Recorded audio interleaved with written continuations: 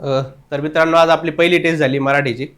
आपण याचा pattern mostly PYQ base ठेवलेला आहे, कारण सध्या सगळ्याच्या आता अभ्यासाला सुरुवात झालेली असेल आणि त्याच्यामुळे आता PYQ पण आपण सोडत असतो. आपले पहिले जवळपास वर्णापासून ते शब्दाच्या जातीपर्यंत आपण अर्धे टॉपिक घेतलेले आहेत आपण याच्यामध्ये. मोस्ट ऑफ दी सगळे PYQ बेस आहेत, कारण काय होतं आपण सुरुवातीला अभ्यास केलेला आहे, सुरू केलेला आहे आता आपण. मग त्याच्यामुळे आपण फक्त PYQ बेस आपले रिव्हिजन पण होईल, त्याच्यामुळे पहिली ठेवली आपण. दुसऱ्या टेस्टला काय करू आपण, जे उरलेले आहेत शब्दाच्या जातीनंतरचे सगळे टॉपिक, जसे की जे प्रयोग असेल, वाक्य पृथक्करण वगैरे, जे सगळे नंतरचे थोडेसे ते अवघड आहेत, आपण तो पेपर सुद्धा एक PYQ बेसच घेऊ चांगला. आणि त्याच्यानंतरच्या ज्या मग 4 कॉम्प्रिहेन्सिव्ह टेस्ट आहेत, त्या सगळ्या 4 टेस्ट आपण मस्त की त्याच्यामध्ये थोडंसं डिफिकल्टी लेवल वाढवत जाऊ आणि म्हणजे तुमचा कॉन्फिडन्स त्यानुसार वाढेल. जर आता ही टेस्ट जर आपण अवघड ठेवली असती तर आपला अभ्यासाची सुरुवात आहे म्हणून तो जास्त अवघड वाटायला नको, कॉन्फिडन्स आपला बूस्ट व्हावा म्हणून हा PYQ बेस ठेवलेला आहे. आपण काय करू आता, याचं टेस्टचं एक्सप्लेनेशन पाहू क्वेश्चन बाय क्वेश्चन.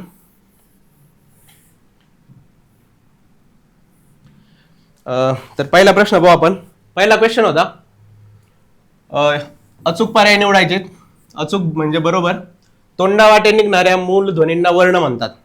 तर ही वर्णाची व्याख्या बेसिक आहे, खूप वेळा वर्णावरती एक क्वेश्चन नेहमी येतो वर्णाची, त्याच्यामुळे ही डेफिनेशन लक्षात ठेवा. तोंडावाटे जे मूलध्वनी आहेत, मूलध्वनी किंवा वर्ण हे दोन्ही समानार्थीच आहेत. म्हणजे काय, जे आपण तोंडावाटे मूलध्वनी निघतो, जसं क, ख, ह्या जे आहेत ना, ह्या गोष्टी मूलध्वनी येतात. मूलध्वनी किंवा वर्ण ह्याच्यापासून काय म्हणतो, ज्यावेळेस आपण हे मूलध्वनी कुठेतरी लिहून ठेवतो आपण, तेव्हा ते म्हणतात अक्षर म्हणतो आपण त्याला. म्हणजे मूलध्वनी लिहून ठेवतो, म्हणजे याच्या खुणा ज्यावेळेस आपण लिहून ठेवतो ना, त्यावेळेस त्याला म्हणतात अक्षर. आणि आपला हा तिसरा ऑप्शन आहे, आपल्या ध्वनीच्या किंवा आवाजाच्या खुणांना स्वर म्हणतात. तर नाही, मूलध्वनी किंवा वर्ण यांच्या आवाजाच्या खुणांना आपण काय म्हणतो, अक्षर म्हणतो. आणि अक्षर हे नाश पावत नाही, कारण आपण ते लिहून ठेवलेलं असतं. म्हणून मूलध्वनीचं बनतं अक्षर. अक्षरांचं, अर्थपूर्ण अक्षरांचा समूह एकत्र केला की मग त्याच्यापासून आपलं बनतं वाक्य. अर्थपूर्ण अक्षरांचा समूह जर आपण एकत्र केला तर त्याच्यापासून बनतो शब्द.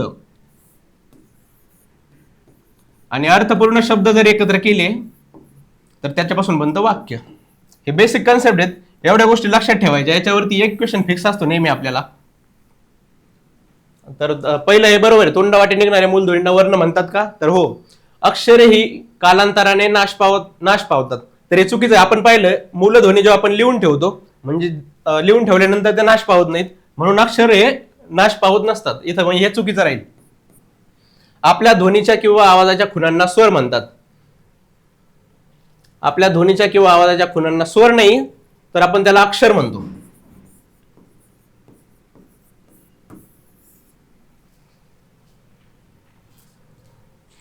इथं दोन्ही बरोबर दिले का आपण,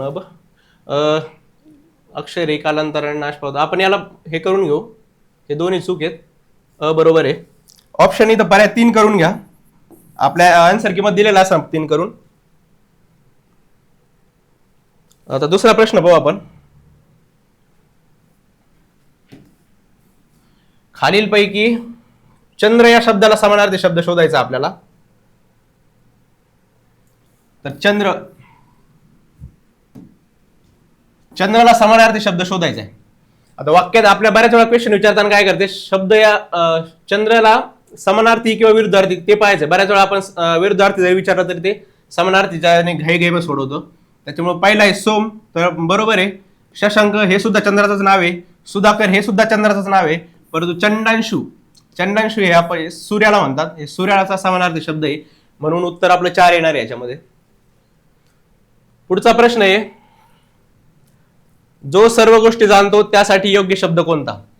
अज्ञानी म्हणजे ज्ञान नसला, म्हणजे न जाणणारा. सर्वज्ञ म्हणजे सर्व काही जाणणारा, तर हा पर्याय बरोबर आहे.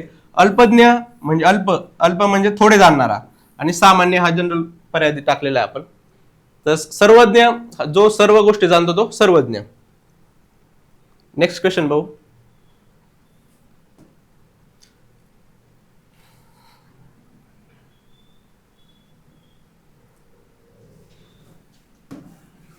तिसरा कितवा प्रश्न आपला, 5वा. 6वा प्रश्न आहे, हातात कंकण बांधणे. मागचे क्वेश्चन राहिले का आपले. ठीक आहे, हा पहिला होता नाही का. ठीक आहे.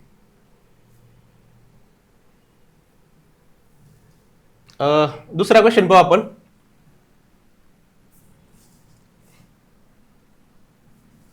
दुसरा प्रश्न आहे घोडा. घोडा या शब्दाला समानार्थी शब्द खालील पर्यायातून शोधा. तर घोड्याचा समानार्थी शब्द काय आहे? तुरंग बरोबर आहे. कुंजर, कुंजर हे कोणाला म्हणतात? कुंजर हे हत्तीला म्हणतो आपण. कुंजर म्हणजे हत्ती. शार्दूल म्हणजे सिंह. आणि मिलिंद म्हणजे भुंगा, भ्रमर किंवा आली. तर घोडा या शब्दाला समानार्थी कोणता? तर पहिला पर्याय बरोबर आहे, तुरंग. तुरंग, तुरक, तुरंग आणि तुरंगम हे कोणाचे? घोड्याचे समानार्थी शब्द आहेत. तिसरा प्रश्न पाहू आपण.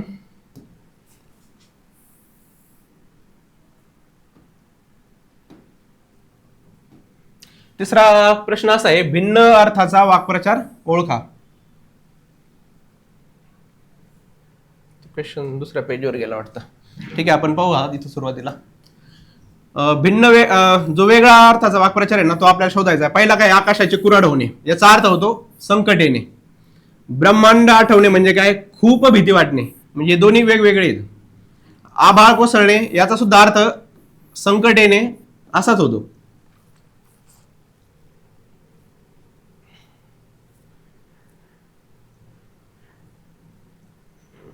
आणि इथं चौथा पर्याय आपला वरती गेलेला आहे, तो आपण इथं काय? आकाश फाटणे. आकाश फाटणे याचा सुद्धा अर्थ सेम होतो. त्याच्यामुळे दुसरा पर्याय तो आपला वेगळा आहे, भिन्न आहे, जो आपल्या भिन्न शोधायला सांगितला होता. चौथा आपण क्वेश्चन पाहिलेला आहे. शब्द चंद्र या शब्दाला समानार्थी शब्द पाहिलेला आहे आपण. हा वेगळा आहे चंद्रांशू. त्याच्यामध्ये जो सर्व गोष्टी जाणतो तो सर्वज्ञ आपण पाहिलाय. आता पाहू, हातात कंकण बांधणे. हातात कंकण बांधणे या वाक्प्रचाराचा योग्य अर्थ शोधायचा आपल्याला. तर हातात कंकण बांधणे म्हणजे काय? विडा उचलणे किंवा प्रतिज्ञा करणे असा होतो. विडा उचलणे किंवा प्रतिज्ञा करणे त्याचा असा अर्थ होतो. इथं काय? चिकाटी दाखवणे नाही, जबाबदारी घेणे नाही. तर प्रतिज्ञा करणे हा 3 नंबरचा आपला बरोबर येईल. सहावा पाहिला आपण. 7वा क्वेश्चन पाहू आता. पुढील पैकी कोणते वर्ण महाप्राण नाहीत? आपल्याला नेमकं विचारलंय काय ते पाहायचंय. महाप्राण नाहीत. महाप्राण म्हणजे काय आहे?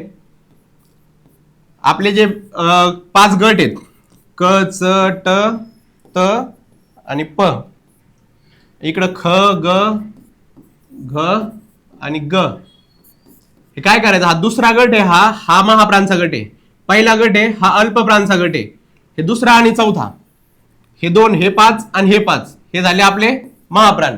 बाकीचे हे 5, 10 आणि 15 हे असे झाले अल्पप्राण.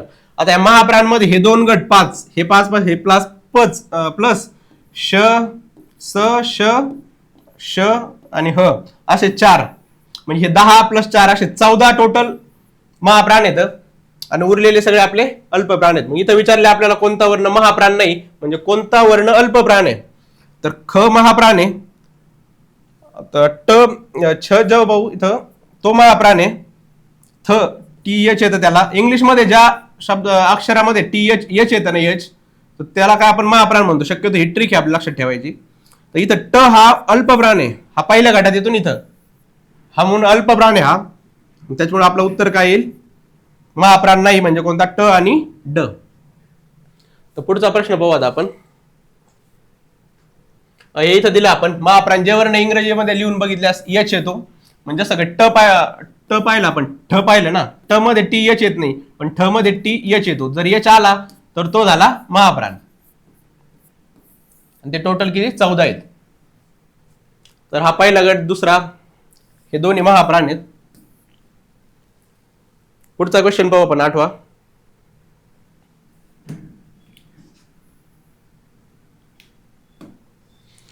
मराठी व्याकरणात इ, उ, रू याबद्दल अनुक्रमे य व र असे आदेश होतात. म्हणजे हा संधीचा प्रश्न आहे. इ, उ, रू याबद्दल जर य व र असा आदेश होत असेल तर त्यांना काय म्हणतो आपण?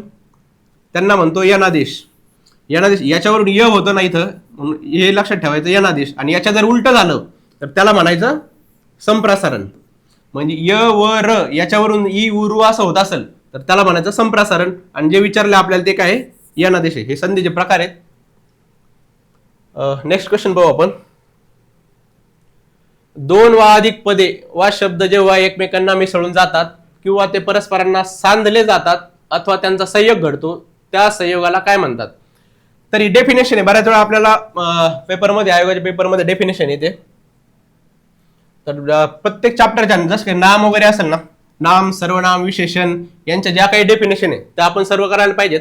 आणि संधीची खूप बेसिक डेफिनेशन आहे, त्याच्यामुळे माहिती असायला पाहिजे आपल्याला. याचं उत्तर काय आहे? संधी आहे. पर्याय 3 फक्त क बरोबर असं पाहिजे इथं, फक्त क बरोबर आहे. पुढचा प्रश्न पाहू आपण. तारा आकाश पाहते. तारा आकाश पाहते यामध्ये अधोरेखित शब्दाची जात कोणती आहे? आता पहिला आपला चॅप्टर आहे त्याच्यामध्ये नामाचं चॅप्टर आहे, त्याच्यामध्ये तारा. तारा जर आपण शब्दशः अर्थ घेतला तर ते एक सामान्य नाम आहे. जर आपण आकाशातल्या ताऱ्याबद्दल बोलत असू तर ते सामान्य नाम आहे. परंतु इथं आपल्याला तारा एका व्यक्तीबद्दल बोललंय, म्हणून हा काय येईल? विशेष नाम येईल. इथं सामान्य नाम तारा या विशेष नामा उपयोग केला आहे, म्हणून या वाक्यात तारा हे विशेष नाम आहे इथं. म्हणून याचं उत्तर काय येईल?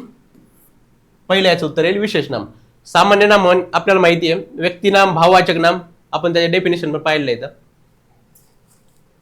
पुढचा प्रश्न पाहू आपण.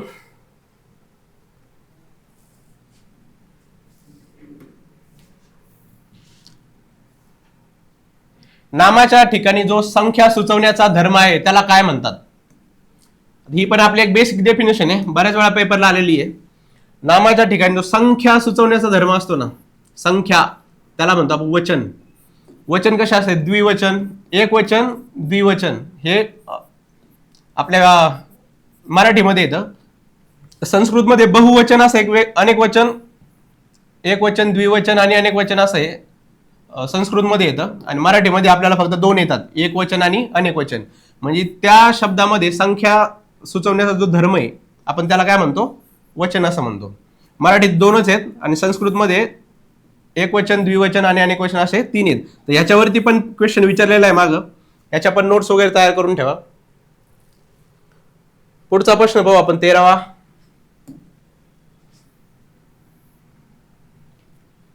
पुढील शब्दातून पंचमी विभक्ती दर्शक शब्द कोणता? आता पंचमी विभक्तीचे आपल्याला प्रत्यय माहिती असतील, ऊन आणि हून. ऊन आणि हून हे पंचमीचे 2 प्रत्यय आहेत. याच्यामध्ये ऊन आणि हून कुठे दिसतं? इथं काय? भावाला ला प्रत्यय, बहिणीचा चा प्रत्यय, मंजराशी, आणि इथं शाळेतून ऊन हून, शाळेतून तूनला ऊन हून लागला प्रत्यय, तिथं हा पंचमी होतो. याचं उत्तर काय? 13चं उत्तर 4 येईल आपलं. पंचमीचे विभक्त ऊन आणि हून. तर 14वा प्रश्न आहे आपल्याला, विभक्ती आणि त्याचा प्रत्यय असे गट ओळखायचे आहेत आपल्याला. तर पहिले दिले आपल्याला द्वितीय. प्रश्न सोडवताना काय करायचं? द्वितीय आणि चतुर्थीमध्ये आपल्याला हे होऊ शकतो कधी कधी गोंधळ. जे आपल्याला माहिती आहे ते अगोदर सोडवायचा. जोड्या लावामध्ये कधी पण काय करायचं? एकदम जो सोपा असेल तो आपण नेक्स्ट क्वेश्चन आलेला आपण तो एक पाहू. आता सोपा कोणता? पंचमीमध्ये काय येतं? ऊन हून येतं. त्याच्यामुळे सगळ्यात सोपं जे असेल ते पहिली जोडी ही लावून घ्यायची. इथं शोधत बसायचं नाही सहसा. इथं आपल्याला माहिती हे एकदा जोडलं ना की नंतर एकदम फिक्स माहिती आपल्याला 100% की बरोबर आहे, म्हणून आधी पंचमी जोडून घ्यायची. ती एकदा जोडली की बाकीच्या ऑटोमॅटिक मग जोडून जातात त्या. याच्यामध्ये कन्फ्युजन होणार नाही फक्त, त्याच्यामुळे पंचमीच्या अगोदर जोडून घ्यायची. त्याच्यामुळे पंचमीच्या सीचं काय येईल? 4 येते. सीचं एकाच जागेवर इथं 4 आहे. मग याचं उत्तर किती? 3 येते. पुढचा प्रश्न पाहू आपण आता 15वा. कडा. कडा या शब्दाचं सामान्य रूप ओळखायचं आपल्याला. तर कडा या म्हणजे कडा हा शब्द ज्यावेळेस आपण वाक्यामध्ये वापरतो त्यावेळेस त्याच्यामध्ये काय बदल होतो ना, त्यावेळेस आपल्याला त्याचं सामान्य रूप भेटतं. म्हणजे कड्याचं काय? कड्या होतं आपण, म्हणजे मी कड्यावरून चालत गेलो, इथं काय झालं? कड्या झालं ना, म्हणून हे त्याचं सामान्य रूप आहे. म्हणजे हे शब्द शेवटचा य वगैरे काढला की त्याचा मूळ रूपात येतो. तर हे काय? सामान्य रूप कड्या झालं. कड्याला वगैरे प्रत्यय वगैरे लागतात तर त्याच्यामुळे ते नाही. तर कड्या याचं काय? सामान्य रूप आहे.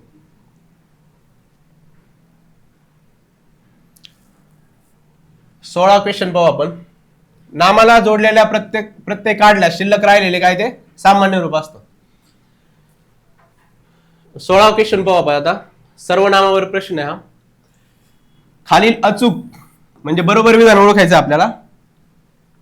सर्वनामाला स्वतःचा अर्थ नसतो. बरोबर आहे. सर्वनाम विशेषण हे नाम जर आलं तरच येतात, त्यांना स्वतःचा असा काही अर्थ नसतो. म्हणून हे विधान बरोबर आहे. काही सर्वनामे विकारी तर काही अविकारी असतात. अगदी बरोबर आहे.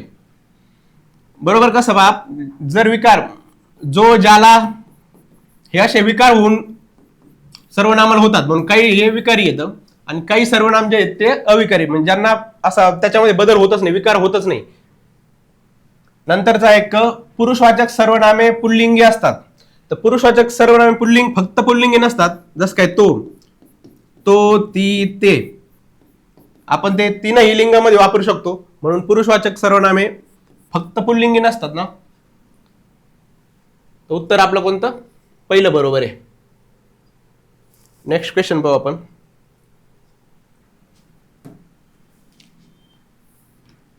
ही एक बेसिक डेफिनेशन आपली.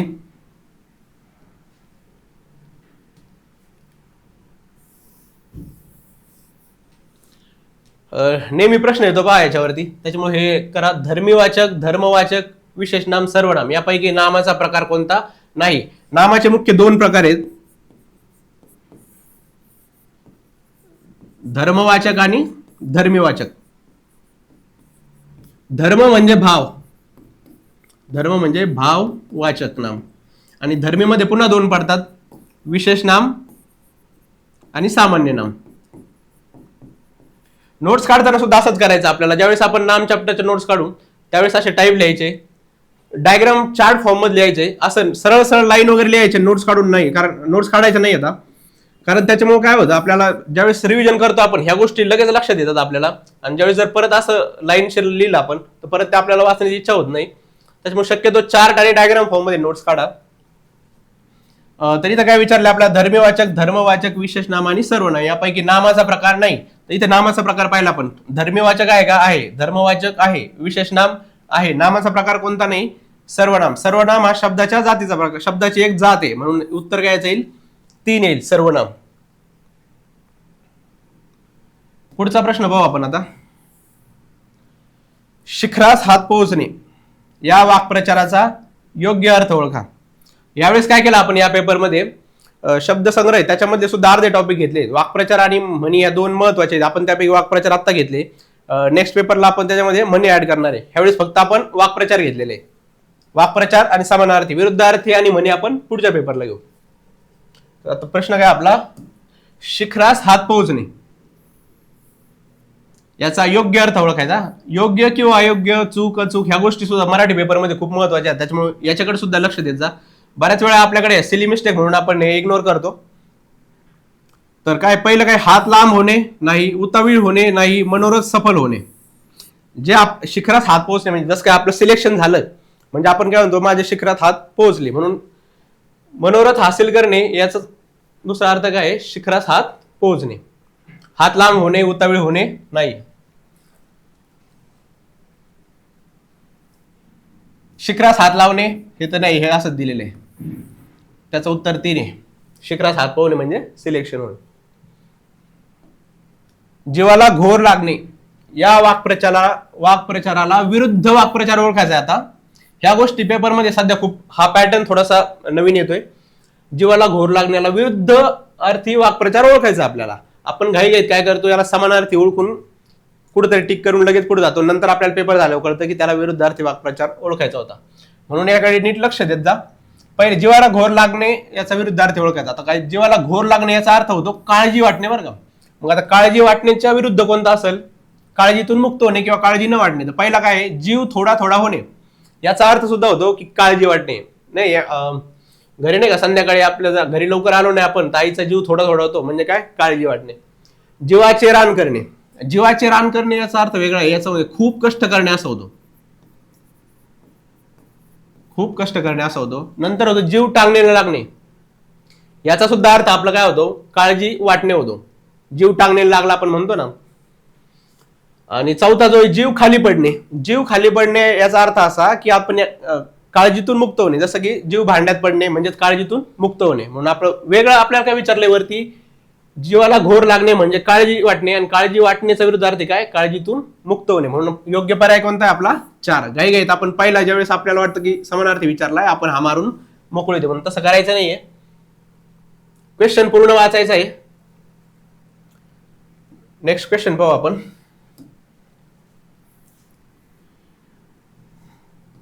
शिवरायांना जिवंत अथवा मृत पकडून आणण्याचा अफजल खानाने, आता इथं आपल्याला वाक्प्रचार इथं वापरायचा आहे. इथं कोणता वाक्प्रचार येईल तो, आता आपण लहानपणीपासून पुस्तकामध्ये वाचलेलं आहे. अफजल खानाने डरकाळे फोडली असं होईल का, अजिबात नाही. नंतर विडा उचलणे, अगदी बरोबर आहे. आपण याच्या आधी पण पाहिलं होतं प्रतिज्ञा किंवा विडा उचलणे, म्हणून विडा उचलणे इथं योग्य बरोबर बसल. त्याच्यामुळे आपलं उत्तर किती, 2 आहे. आता पुढचा प्रश्न आहे 21 नंबरचा. चरपट पंजरी लावणे या वाक्प्रचाराला समानार्थी, परत इथं पाहायचं बरं का, समानार्थी विचारलाय की विरुद्धार्थी विचारलाय. इथं घोळ नाही करायचा, नाही तर हातचा मार्ग जातो, आपण त्याला सिली मिस्टेक म्हणतो. चरपट पंजरी लावणे याचा अर्थ होतो वायफळ बडबड, वायफळ बडबड करणे. मग याच्यामध्ये शोधा कोणता आहे.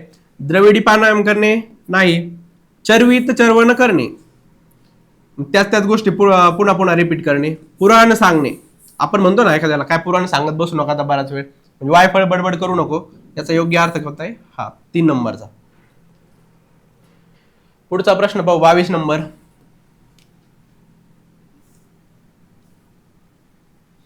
ज्याच्या हाती ससा तो पारधी यामध्ये आलेली सर्वनामे कोणत्या प्रकारची आहेत. तर आपण पाहतो सर्वनामाचे प्रकार पाहिले असतील, त्याचा बी नोट्स करताना काय करायचं, आपण जसं नामाचं पाहिलंय सेम त्या प्रकारे काय करायचं, सर्वनामन सुद्धा करायचं, जेणेकरून आपल्या नोट्स छोट्या बनतील आणि रिव्हिजनला चांगलं जाईल. सर्वनाम असं घ्यायचं, त्याचे जे काही प्रकार असतील ते इथं लिहायचं, आणि त्याच्याबद्दल काही छोटे असेल ना काही गोष्टी तर इथं अशा लिहून ठेवायच्या, म्हणजे एक माइंड मॅप प्रमाणे असे नोट्स काढायचे. त्याच्यामुळे रिव्हिजन पण चांगली होईल आपली. आता इथं काय, ज्याच्या हाती ससा तो पारधी यामध्ये आलेले सर्वनामे कोणत्या प्रकारचे आहेत, तर आपल्याला सर्वनामाचे प्रकार ओळखायचे इथं. आता इथं काय सर्वनाम पहिले आपल्याला पाहिजे कोणते, जोचं काय होतो ज्याच्या, आणि इथं तो आलाय, म्हणजे हे 2 ज्यावेळेस येतात ना जो तो, त्यावेळेस आपण त्याला संबंधी सर्वनाम आणि दर्शक सर्वनाम. तो हा जो आहे ना, म्हणजे दर्शक सर्वनाम आहे तो आणि हा, आणि जो आहे जो कधी पण आला ना सुरुवातीला, हे दोन्ही, हा जो सुरुवातीलाच येतो आणि तो हा नंतर येत असतो. ज्यावेळेस जोडीने येतात आपण त्याला मग याला संबंधी म्हणतो आणि याला दर्शक सर्वनाम असं म्हणतो. कधी कधी आता हे जोडीने विचारलेत, पण कधी कधी हे वेगळे पण विचारू शकतात की यातला मग दर्शक कोणता आहे, संबंधी कोणता आहे. पहिला जो असतो संबंधी असतो, जो असतो तो संबंधी आणि तो असतो तो दर्शक. हे लक्षात ठेवायचं आहे. इथं स्पष्टीकरण पण दिलेलं आहे, नंतर तुम्ही पाहून घ्या आपल्या डिस्क्रिप्शन मध्ये. पुढचा क्वेश्चन पाहू आपण.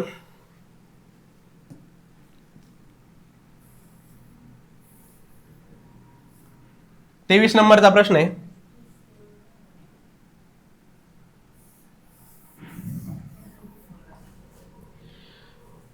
विशेषणाची माहिती देणारा व विशेषणाचे गुण सांगणारा विकारी शब्द म्हणजे. इथं काय विचारलं, विशेषणाची माहिती देणारा. आपण माहिती देणारा काय म्हणतो, विशेषण असते.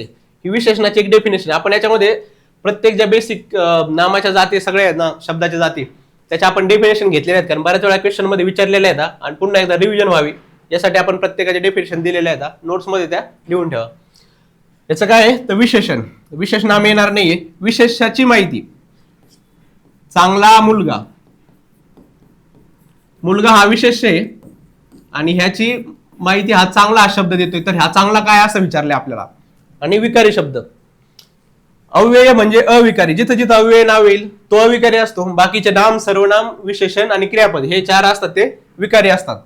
म्हणून याची डेफिनेशन लक्षात ठेवा. विशेषाची माहिती देणारा, विशेषणाचे गुण सांगणारा. हा चांगला काय, म्हणजे ज्यावेळी डेफिनेशन विचारेल ना कुठं पण एक्झाम मध्ये, त्यावेळेस आपण एक उदाहरण आठवायचंय आणि त्या उदाहरणाबरोबर आपल्याला उत्तर ते क्लिक होईल. म्हणून याची माहिती सांगणारा हा काय आहे तर हा विशेषण आहे.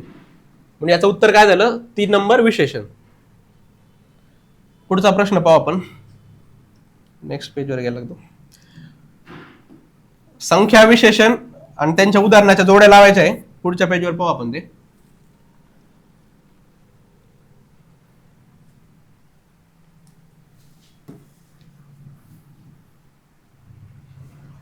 तर असं ज्यावेळेस येईल ना आपण जोड्या लावायला आपल्याला मग सांगितलं तसंच जे सगळ्यात आपल्याला एक्झॅक्टली येते ना 100% जे माहिती आहे ना आपल्याला आधी ते घ्यायचं. आता संख्यावाचक संख्या आपल्याला माहिती इथं कुठं संख्या आहे हा आता इथं पाहिलं हे काय आवृत्ती दिसते 2 पट 4 पट 3 पट दुहेरी असं म्हणून हे काय येतं इथं क्रमवाचक आहे. हे क्रमवाचक आहे 2 3 5 7 हे काय झालं संख्यावाचक झालं आपलं. म्हणजे किती इथं संख्या दिली ना 2 3 5 आणि 7 हे झालं संख्यावाचक. आता इथं घे थोडा फार सर्व किंवा इतर आता एक्झॅक्टली आपल्याला इथं कळतं काय किती संख्या आहे काय काहीच नाही कळत आपल्याला म्हणजे ते अनिश्चित आहे.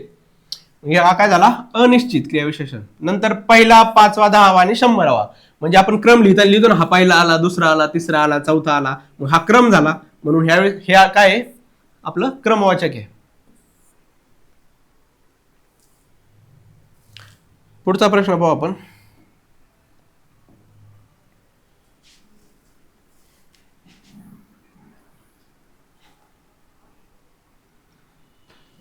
पंचवीस नंबरचा प्रश्न आहे विशेषण या शब्द जातीमध्ये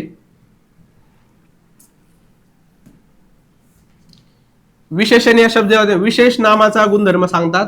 विशेषणांचा वाक्यात स्वतंत्रपणे उपयोग. आता विशेषण याबद्दल आपल्याला डिटेल विचारले. विशेषणाबद्दल आपल्याला ह्या गोष्टी बेसिक आहेत आणि त्या माहितीच पाहिजे. बऱ्याच वेळा क्वेश्चन परीक्षेमध्ये विचारले जातात त्याचा एक एक. आता पुढच्या वेळेस काय करतील ते याच्यातूनच एखादा ऑप्शन घेतील आणि नवीन एखादा क्वेश्चन तयार करतील. म्हणून आपल्याला बेसिक ज्या गोष्टी आहेत विशेषणाच्या किंवा प्रत्येक शब्दाच्या जाती त्या लक्षात ठेवायच्या आहेत. विशेषण नामाचा गुणधर्म सांगतात. तर बरोबर आहे विशेषण काय करतात नाम जे पुढे नाम आले त्याचा गुणधर्म विशेषण सांगतात. तर हे बरोबर आहे. विशेषणांचा वाक्यात स्वतंत्रपणे उपयोग होतो तर नाही. सर्वनाम आणि विशेषण या दोन अशा गोष्टी आहेत जोपर्यंत नाम येत नाही तोपर्यंत विशेषण आणि सर्वनाम येत नाही म्हणून हे चुकीचं आहे. विशेषणांना लिंगवचनाचे विकार होतात. त्यांना कधी कधी लिंगवचनाचे विचार होतात.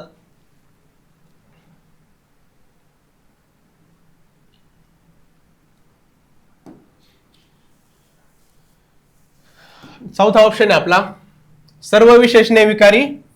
सर्व विशेषणे विकारी असतात का नाही. सर्व विशेषणे विकारी नाही. काही विशेषणे अविकारी तर काही विशेषणे हे विकारी असतात.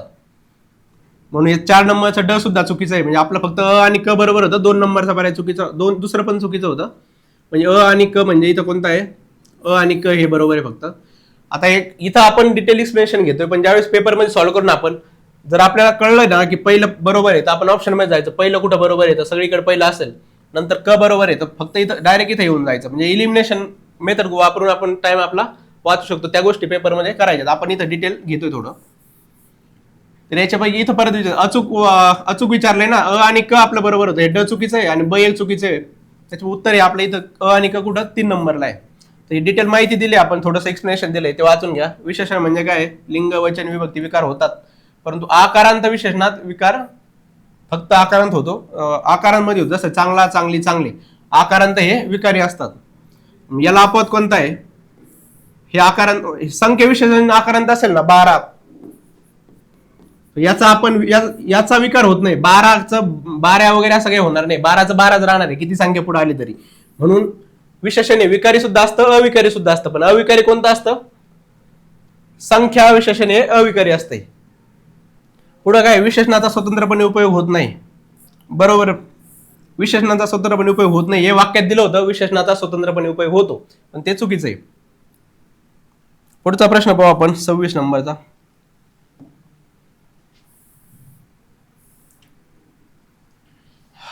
ही पहा पुन्हा एकदा एक डेफिनेशन आपण विचारली चांगली. बऱ्याच वेळा आपल्याला हे पण प्रश्न कृदंते तद्दिते या गोष्टी विचारल्या जातात. सध्या नवीन ट्रेंडनुसार ह्या गोष्टीकडे आयोगाचं खूप लक्ष आहे. जे बेसिक आहे आपण शब्दाच्या जाती नाम सर्वनाम आपण ते झालेले बऱ्यापैकी त्याच्यामुळे ह्या गोष्टीकडे लक्ष द्या यांच्या डेफिनेशनकडे. इथं काय दिलंय शब्द विगव्य कृदंते तद्दिते आणि क्रियाविशेषणे. आता हे 2 महत्वाचे आहे खूप.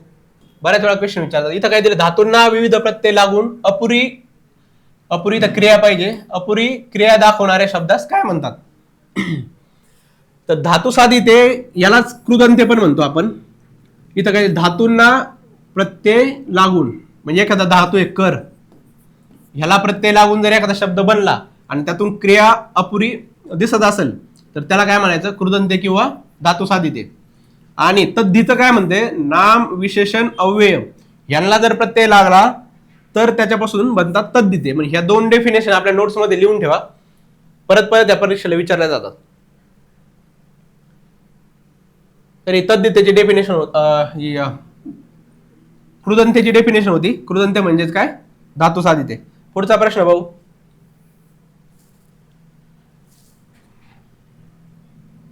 काही पुढल्या पेजवर गेलं आपलं. ज्यावेळेस जोड्या लावायला येईल ना आपल्याला आणि त्याच्यामध्ये जर सकर्मक अकर्मक असेल, शक्यतो ट्राय करा. त्याच्यानंतरचे जे पर्याय आहेत ना, जे सोपे वाटतील आपल्याला ते पहा. सकर्मक आणि अकर्मक बऱ्याच वेळा आपल्याला गोंधळ होतो आणि त्याच्यामध्ये वेळ जातो. म्हणून काय करा, आपण हे काय करू, 3 आणि 4 नंबरचे जे आहेत ते पर्याय पाहू आधी. परीक्षेत असंच करायचंय नेहमी.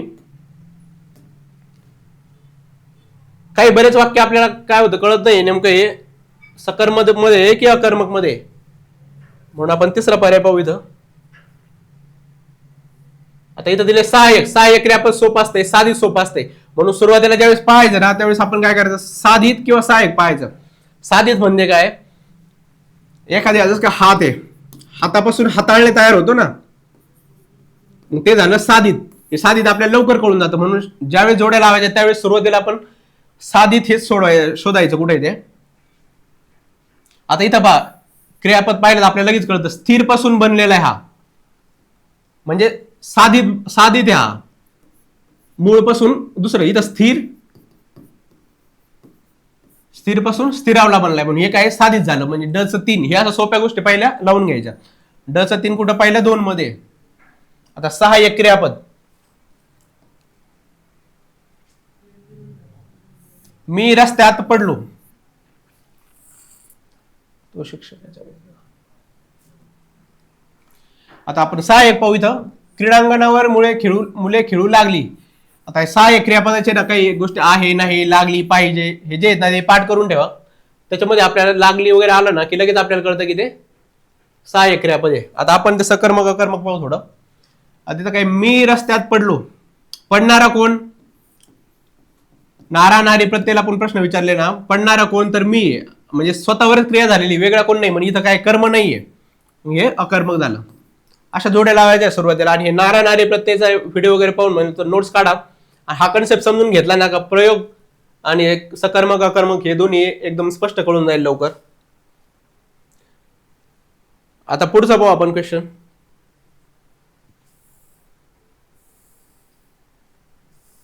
वाक्प्रचार आहे आपला. हात तोकडे पडणे.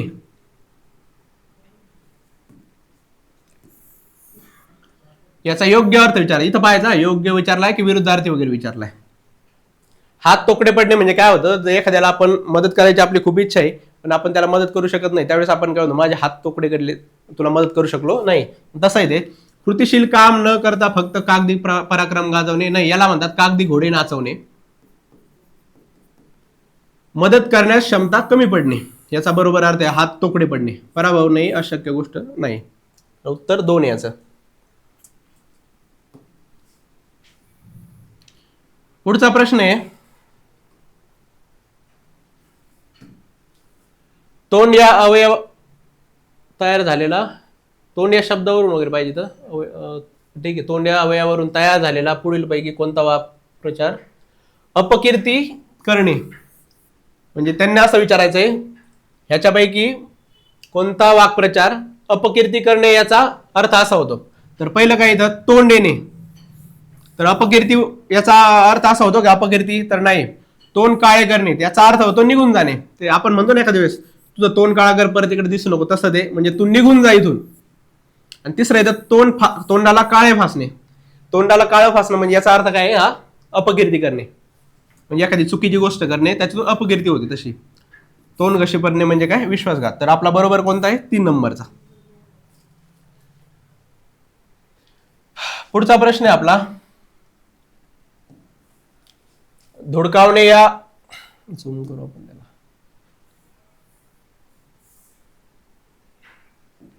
पुन्हा एकदा इथं वाक्प्रचार विचारला आहे, धुडकावणे.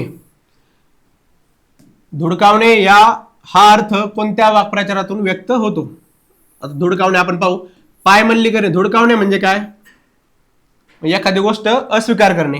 इथं काय पायमल्ली करणे, म्हणजे याचं काय एखाद्या नियमाची आपण पायमल्ली करतो ना, त्यालाच कसं धुडकावणे आपण म्हणू शकतो. दुसरं का पाहू, पान उतारा करणे, तर पान उतारा करणे हे इथं अपमान करणे होतं, त्याच्यामुळे हे येणार नाही. पाणी पाजणे, धूळ चारणे पण नाही. पायमल्ली त्याचा येऊ शकेल.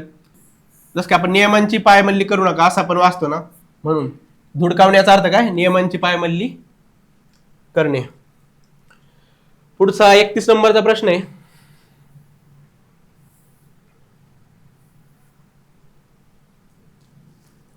हा क्रियापदावरती पुन्हा एकदा. तर बऱ्याच वेळा हा विचारते, मोस्ट ऑफ जोड्या लावायला वगैरे आपण विचारतो ते क्रियापद. मी घरी पोहोचण्यापूर्वीच सांजावले. आता इथं वरील क्रियापदाचा प्रकार ओळखा. ज्यावेळेस आपण क्रियापदाचा प्रकार ओळखा म्हणते, त्यावेळी डायरेक्ट आपण काय करतो, क्रियापद पाहतो.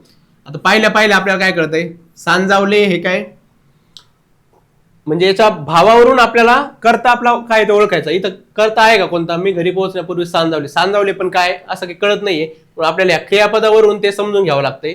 म्हणून याचं भाव करतो की क्रियापदाच्या भावावरून आपल्याला समजून घ्यायचंय कर्ता वगैरे. त्याच्यामुळं हा कोणता आला, भाव करतो.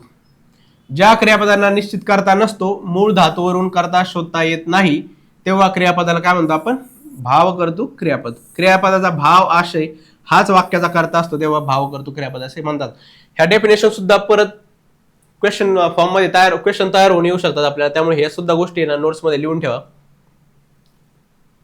पुढचा प्रश्न पाहू आपण. ती फुलांना नाजूकपणे हाताळते. या वाक्यातील हाताळते हे क्रियापद कोणत्या प्रकारात मोडते. मग आपण पाहिलं होतं क्रियापद होऊन काय कळतं, याचा मूळ शब्द काय आहे, हात आहे. याचा मूळ शब्द काय आहे, हात. हातापासून काय बनणार आहे, हाताळणे. म्हणजे काय, हा साधित आहे. साधित कुठे साधित, तर 1 नंबरला साधित आहे आपला इथं, 32चं 1. पुढचा प्रश्न आहे, इथं दिले पहा डिटेल एक्सप्लेनेशन, आपण ते पाहून घ्या.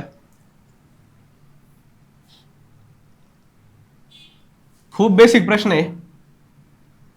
आपण बऱ्याच वेळा खूप अभ्यास झाल्याच्या नंतर आपल्याला लक्षात येत नाही इथं काय विचारलंय. काळाचे मुख्य प्रकार विचारलेत आपल्याला. आपण काळाचे बरेच बाकीच्या वेळेस सगळा अभ्यास झाला का आपल्याला लक्षात येत नाही काळाचे आपल्या इथं काय विचारलंय. मुख्य विचारलंय म्हणून. मुख्य कोणते, भूतकाळ, वर्तमान काळ आणि भविष्यकाळ. नंतर जे पडणारे प्रकार आहेत ते याचे प्रकार पडणार आहेत. म्हणून ते मुख्य हा शब्द खूप महत्वाचा आहे.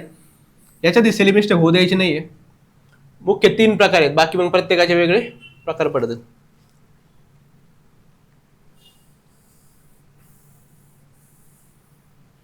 ह्या बेसिक गोष्टी लक्षात आपण जर क्लिअर केले ना, तर आपल्या स्कोअरमध्ये इम्प्रूव्हमेंट करायला खूप चान्सेस असतो. बऱ्यापैकी आपल्याला क्वेश्चन येत असतात, पण आपण ते सिली मिस्टेकच्या नावाखाली असं थोडंसं इग्नोर करतो आणि ते सिली मिस्टेक होतात. त्याच्यामुळे याच्याकडे लक्ष देत जा नेमकं. आता इथं विचारलंय परत एकदा, जोड्या जुळवा.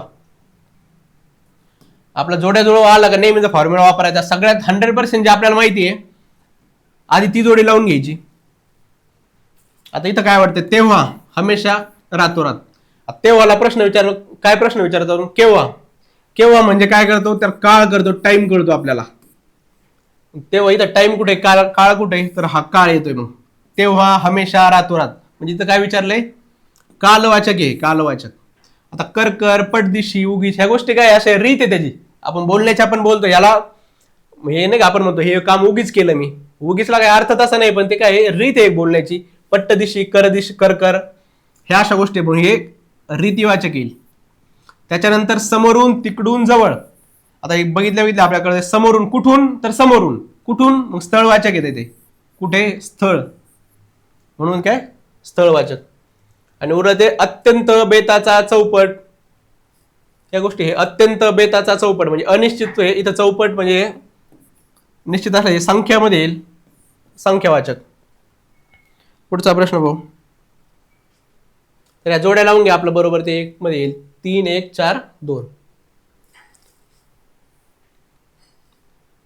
इथं डेफिनेशन दिलेली आहे परत एक. 2 नाम, वाक्य किंवा एकवर्गीय शब्द जोडणाऱ्या शब्दाला कोणता अव्यय म्हणतात.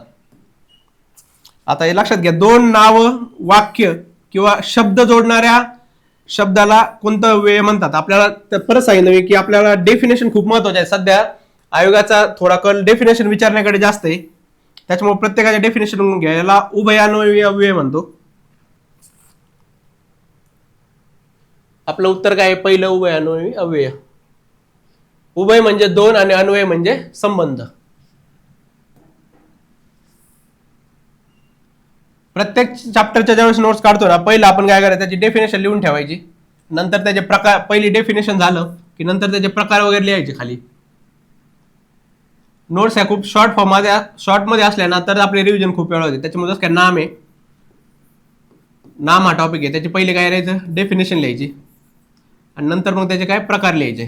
ह्या बेसिक गोष्टी ज्या मराठीमध्ये नेहमी परत रिपीट विचारले जातात, त्याच्यामुळे ह्या दोन गोष्टी माहिती पाहिजे, डेफिनेशन आणि प्रकार. नंतर मग त्याचे उदाहरणं वगैरे ते येतील आपले. आता पुढचा प्रश्न पाहू आपण.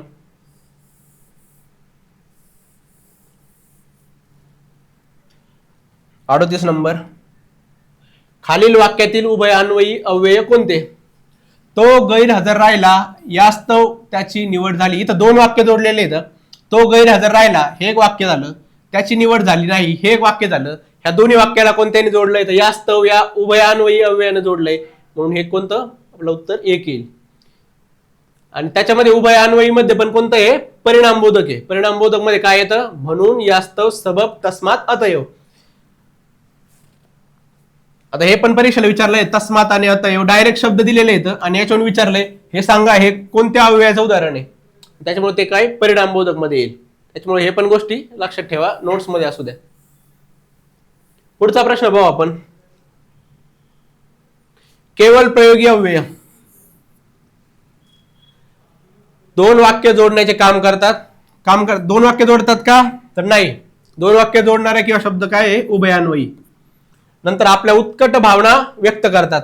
अगदी बरोबर आहे. केवळ प्रयोगी हे काय? आपल्यातल्या उत्कट भावना व्यक्त करतात, जसं की शाब्बास. नंतर केवळ प्रयोगी अव्यय विकारी असतात. नाही, पहिल्यांदा सांगितलंय अव्ययाचा अर्थ होतो अविकारी. म्हणजे जिथं जिथं अव्यय आलं त्याचा अर्थ असा काय होतो? अविकारी. मग हे विकारी आले हे चुकीचं आहे. शब्दाचा वाक्याशी असलेला संबंध दर्शवतात. तर नाही, हे वाक्यामध्ये स्वतंत्र येतात, याचा वाक्याशी काही संबंध नसतो. त्याच्यामुळं कुठलाही संबंध दर्शवत नाहीत. केवळ प्रयोगी अव्यय स्वतंत्र येत असतात. ते फक्त भावना व्यक्त करण्यासाठी वाक्यामध्ये येतात, त्याचा काही डायरेक्ट संबंध नसतो. ह्या बेसिक डेफिनेशन सुद्धा त्याच्या लक्षात ठेवा. खाली आता त्याचा थोडं डिटेल एक्सप्लेनेशन दिलेलं आहे आपण.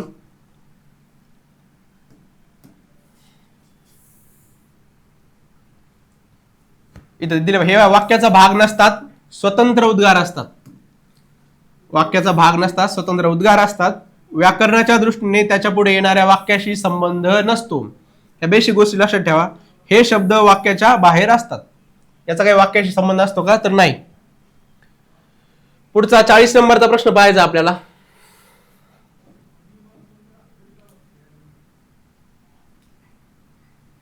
शाब्बास.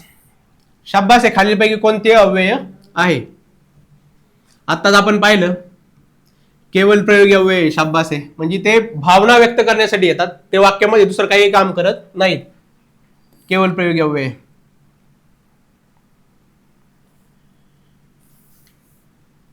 आता 41 नंबरचा प्रश्न आहे. तो काम करत आहे या वाक्यातील क्रियापदाचा प्रकार ओळखा. आता क्रियापदाचा प्रकार ओळखा म्हणजे आपण काय करायचं? डायरेक्ट क्रियापदावरती जायचं. आता इथं काय क्रियापद कोणते आहे? करीत आहे या शब्द, तो आणि काम हे झालं आपला कर्ता, आणि करीत आहे काय झालं? क्रियापद झालंय. मग आता हे काय? फक्त आहे नाही, हे वाक्य पूर्ण होत आहे का? तर नाही होत. फक्त करीत असेल तर पूर्ण होईल का? तर नाही होत. आपण मागाशी पाहिलं, करीत एखादा मूळ धातू असेल आणि त्याला जर प्रत्यय लागला तर त्याच्यापासून जे बनतं आपण त्याला काय म्हणतो? कृदंत म्हणतो किंवा धातू साधित म्हणतो. मग इथं हे धातू साधित आहे आणि हे सहाय्यक क्रियापद आहे, आणि ज्यावेळी दोन्ही एकत्र येतात आपण त्याला काय म्हणतो? संयुक्त क्रियापद असं म्हणतो. म्हणून याचा उत्तर काय झालं? संयुक्त क्रियापद, ऑप्शन 1. पुढचा प्रश्न पाहू आपण.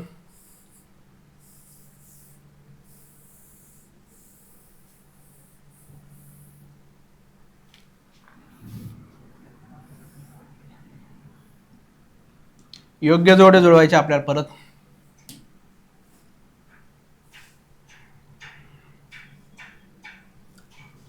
जो स्वतःचा फायदा पाहतो त्याला काय म्हणतो आपण? इथं समानार्थी शब्द करायचे. तर त्याचं काय येईल इथं, स्वार्थी. जो नेहमी सत्य बोलतो तो कोण, सत्यवादी. जो इतरांचे भले करतो तो परोपकारी. आणि जो दान करतो तो दानशूर. खूप बेसिक आहे, साधे शब्द घेतले आपण, हे PYQ आलेला आहे तो. पुढचा प्रश्न पाहू आपण, 43 नंबर.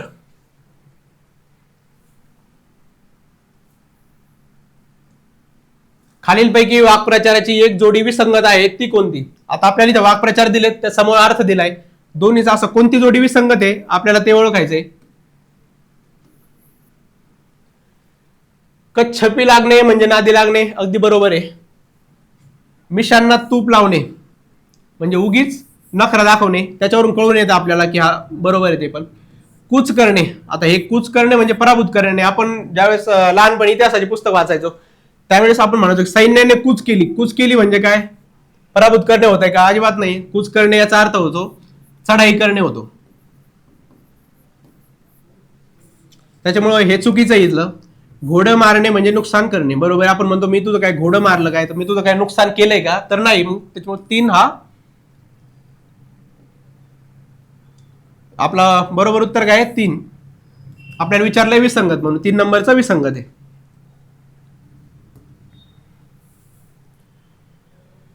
चव्वेचाळीस नंबरचा प्रश्न आहे आपला, पट वसन अंबर.